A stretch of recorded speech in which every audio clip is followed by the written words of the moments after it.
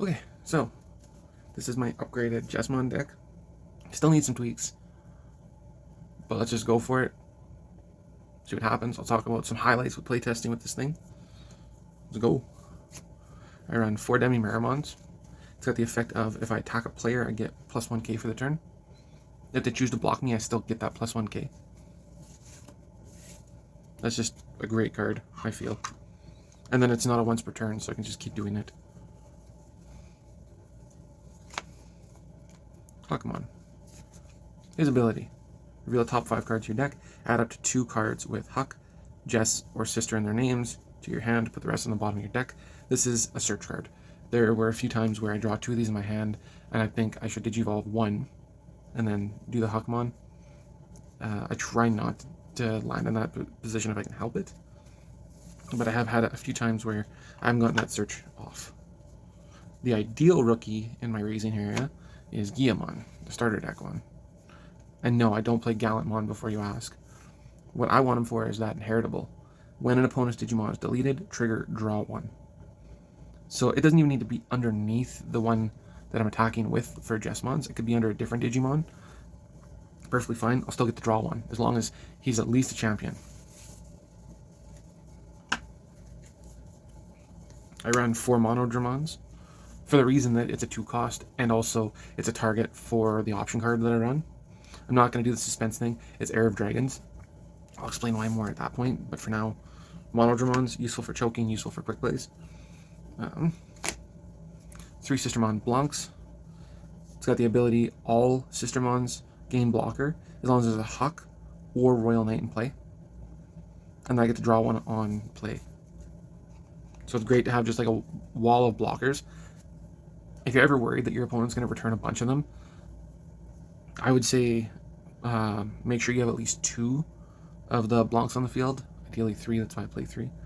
So that even if they get rid of the one, if they get rid of one of your CL, one of your Blancs, their words come out eventually.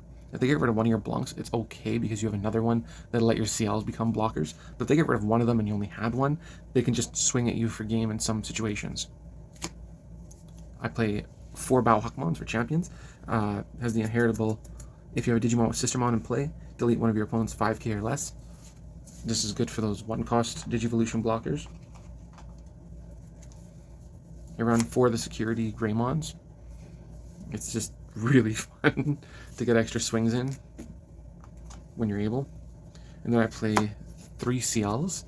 It's got the effect of any Huck or Royal Knights get plus 2k. Then on play I gain a memory. There was a game where he had an 18,000 blocker with Zwart. So what I did was I made sure to play enough CLs that my Jesmon could swing over it to get it off the field. This deck, the focus of it was specifically for blockers and security control. It does really well against those. I need to figure out now how to do better against Gabubond. There's a little issue I have, and you'll see what it is in a sec.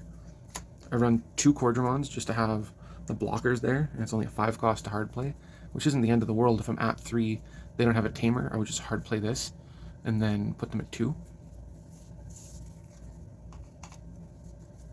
Ultimates, the only ultimate I run. 4 Saviors. I don't run anything else for ultimates. That does need to change. I just don't know what I want to do to change that.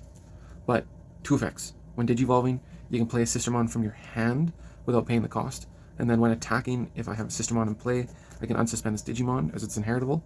So super awesome for getting 2 swings on Jesmon and a bunch of security checks if you play it right. I play 4 Jesmons. I do not have any alt arts. Sorry to disappoint. 2 effects. When I'm attacking, I can play a Sistermon from my hand or trash without paying cost. And then if I do play another Digimon, it doesn't have to be because of that Sistermon effect.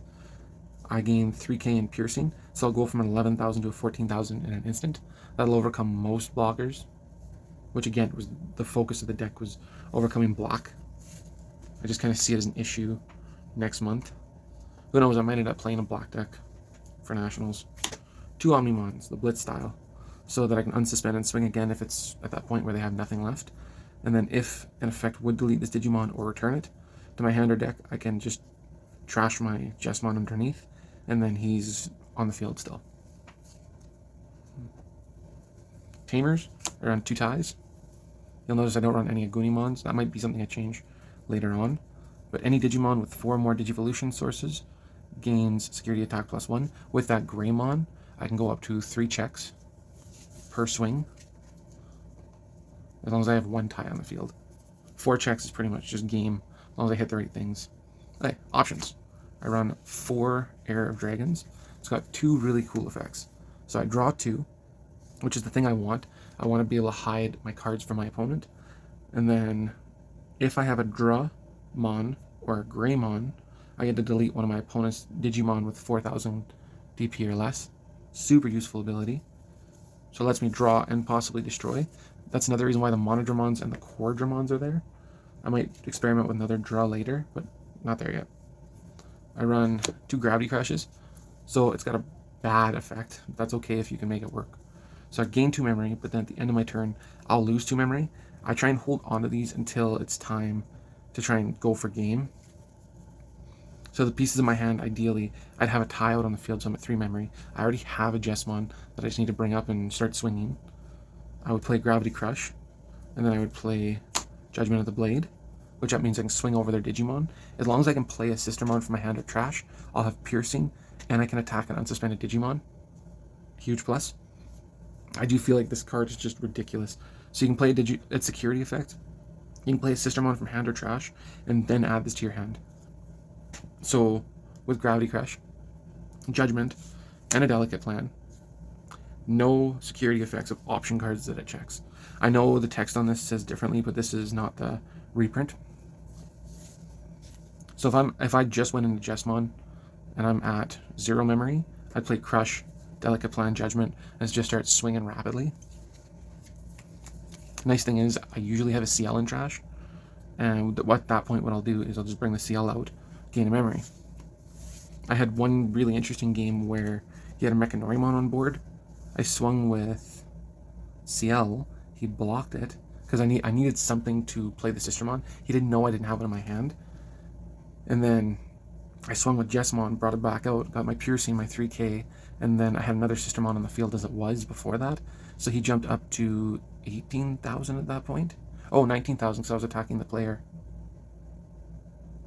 And then, what happened? Oh yeah, I had another CL in my trash, brought that out, and then I was swinging 21,000. So I actually went over like a 20k blocker at one point in the game. It was a super fun game. I didn't care if I won or lost, it worked for what I wanted. So it handles block really well. It handles security control really well. I just needed to handle the rest of the meta. And by rest of the meta, I do mean Gabu Bond and Jesmon mirror matches. So that's something for me to work on. I will come back and do another one of these when I have a new version of this. Always looking to improve this. Hope you enjoyed. Thanks for watching. Until next time.